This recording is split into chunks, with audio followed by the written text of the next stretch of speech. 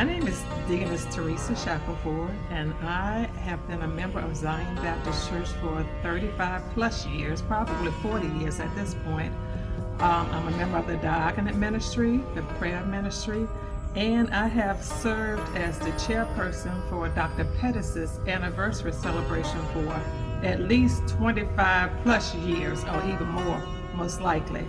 But as we were beginning to celebrate Dr. Pettis' 40th anniversary, we were in the midst of a pandemic. And because of that, it offered many, many challenges. Churches weren't meeting together, businesses weren't opening, so it was hard to plan an event for such a momentous occasion, a 40th anniversary celebration. So the committee talked about it, and I had attended a couple drive-by celebrations, birthday celebrations, not anniversary for pastors, but I thought we could tail it for our pastor's anniversary, Dr. Pettis' anniversary celebration. So that's the direction we moved in. Once Bridget Watkins put it on the flyer with the cars lined up passing by the church, I knew it was a go then. So we began the planning. One of the things that we did was we used Card in My Yard to put out a big sign out in front of the church so that it could draw attention to his 40th anniversary. They had never done it for a pastor, but she tailored it because that's what we were requesting. So we planned a 40th anniversary celebration right in front of Zion Baptist Church, where the members and other people invited people would come by and drop off a card or wish him well, and it went so very well. We had already had worship service that Sunday morning, and we recognized him in many different ways with a tribute to him, and that was really, really nice. But the icing on the cake was the drive-by celebration. Miss Pettis was in on it. Dr. Pettis didn't know anything about it. Miss Pettis said, just let me know what I need to do. If I need to get him here, I'll get him here. And so I told her what time to get him here. She got him here. The cars began to line up. He was so excited.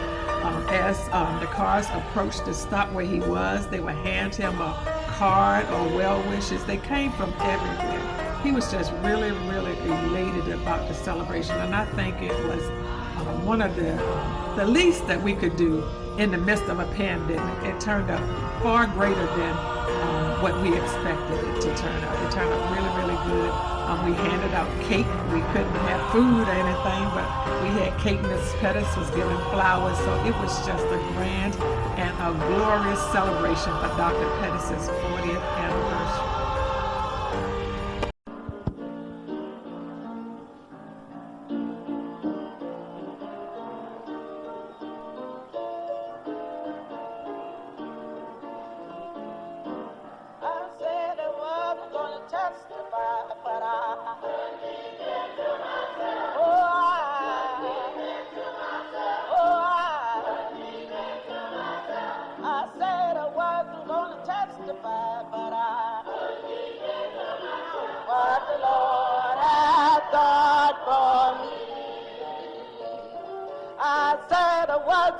Testify, but I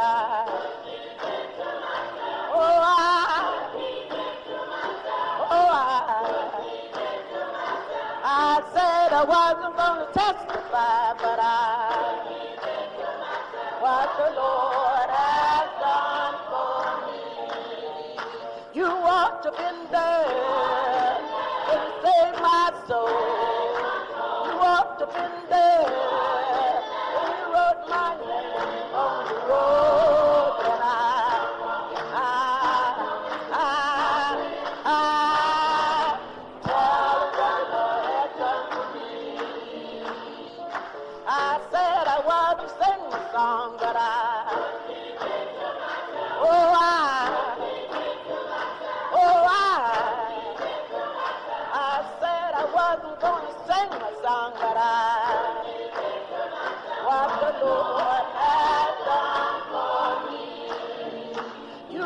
Up in there, save my soul.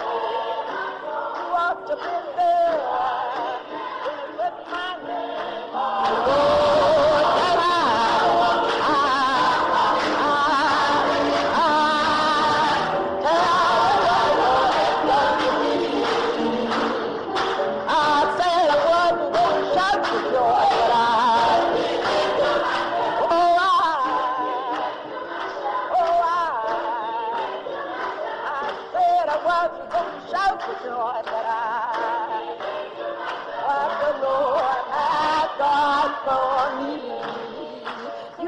walked up in there. You saved my soul. You walked up in there. You put my name on the road.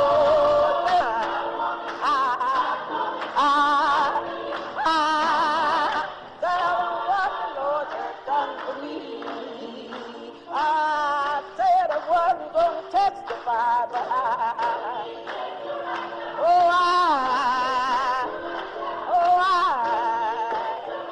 I said I wasn't going to testify, but what the Lord has done for me. He saved my soul. He saved my soul. He saved my soul. He saved my soul.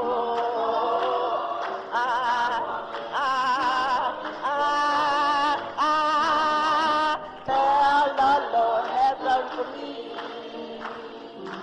I said I wasn't going to testify, but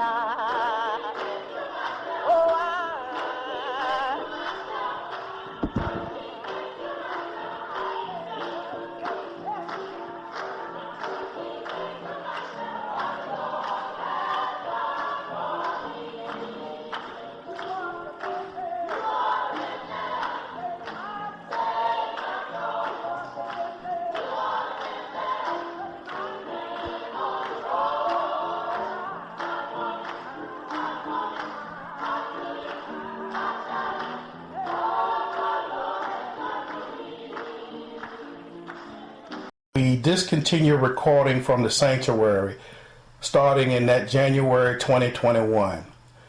Because of the looming pandemic uncertainties, we secured many as possible how electronic devices in our media ministry office. This is when I considered calling it the great transition, as a part of our great transition from the sanctuary to Dr. Pettis's home.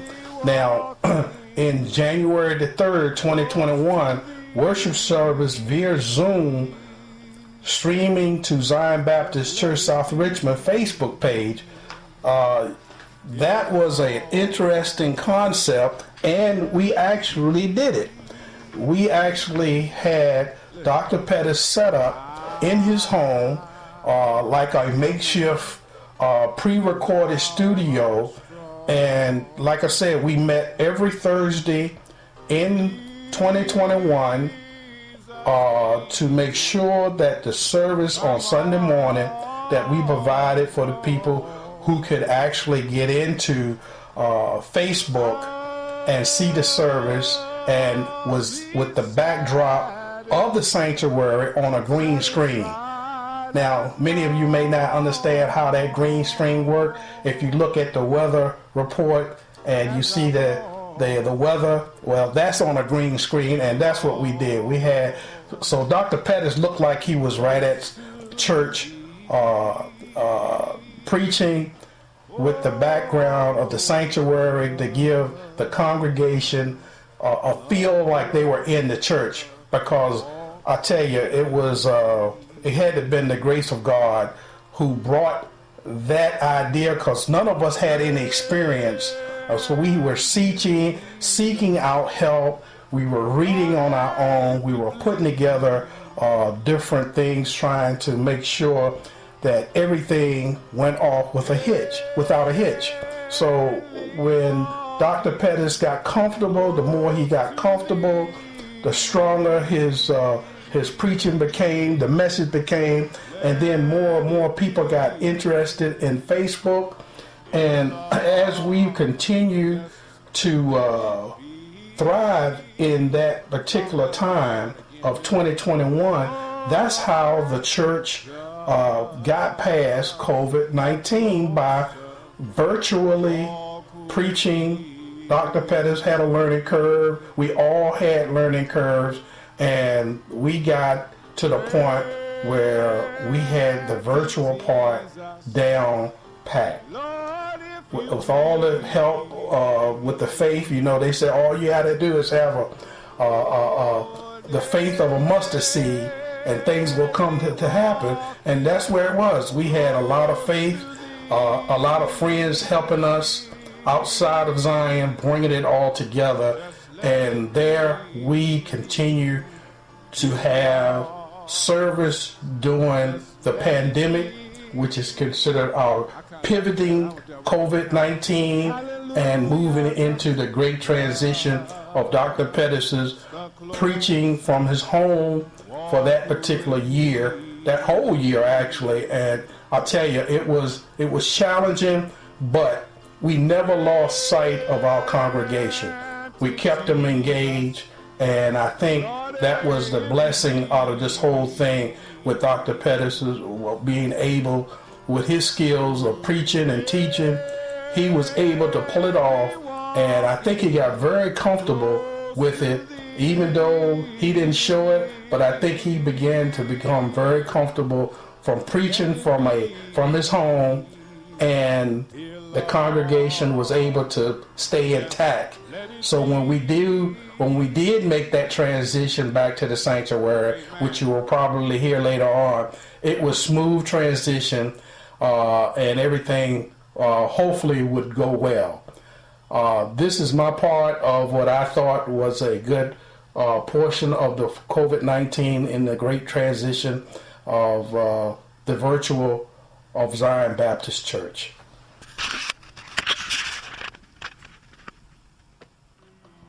I'm going to talk to you a minute about our Christmas celebration traditions. Originally, Zion, each ministry in Zion did its own thing for Christmas. Christmas is a big deal here at Zion. The men did gifting to families. The missionaries would have a luncheon and they would pass out gifts for the sick and the shut-in.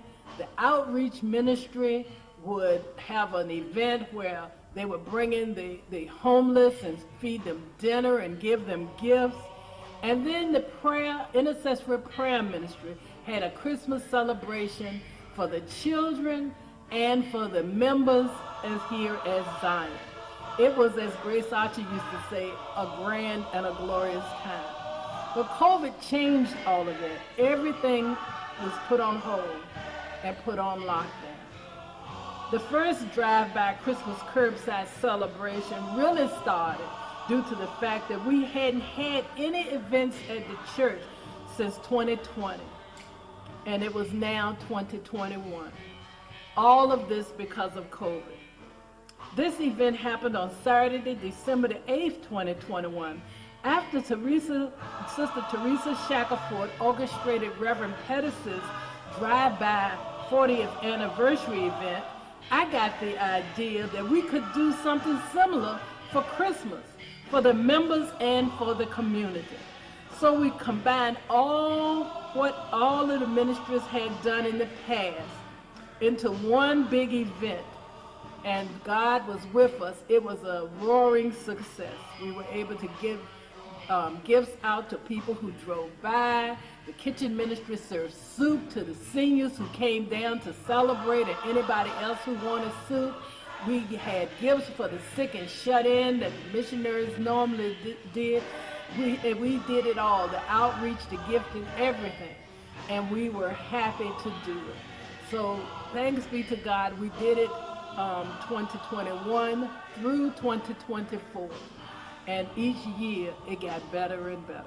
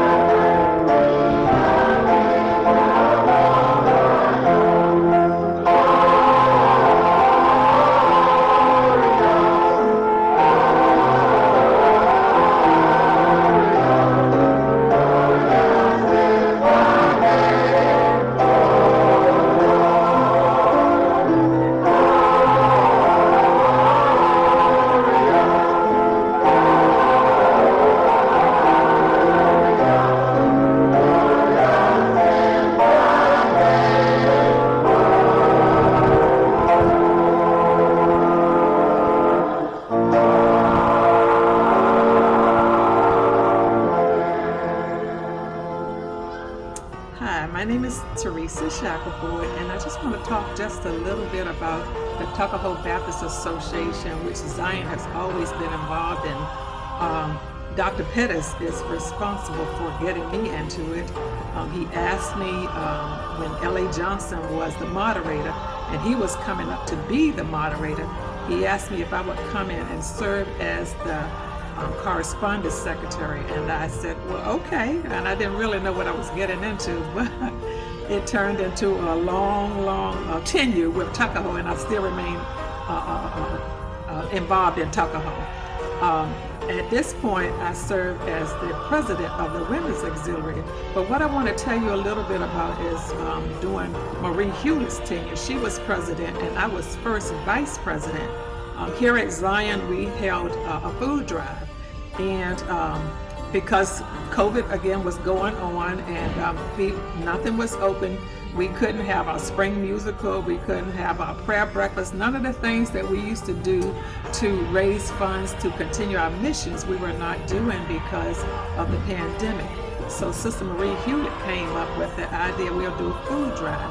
And the goal was to raise £1,000 to donate to the various food pantries around Richmond.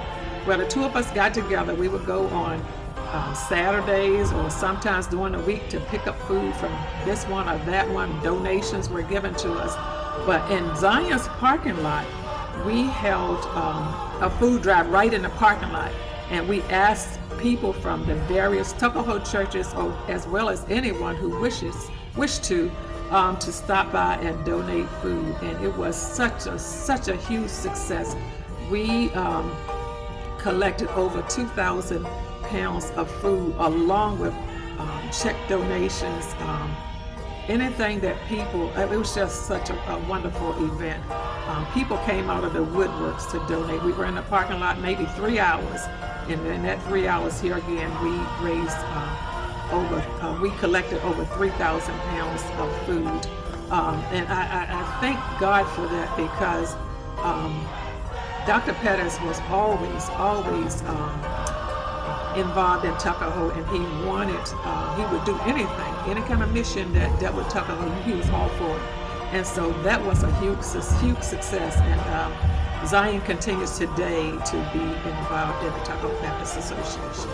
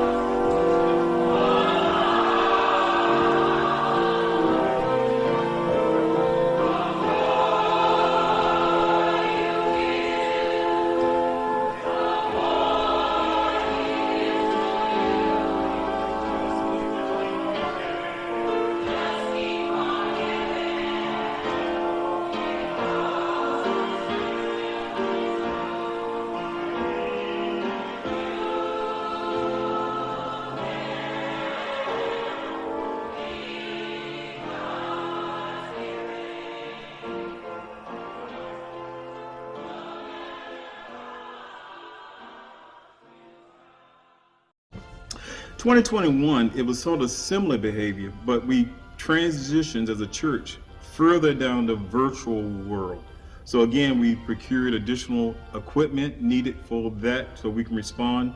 We moved with a new Wi-Fi system here at 2006 so we can improve our way we transmit will be a lot better.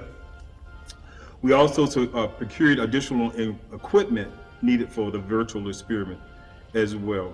So again, maintain the properties, that continued, things broke, had to fix them and responded to that. So those type of behavior change. So basically, that's a brief recap of our behavior for 2021.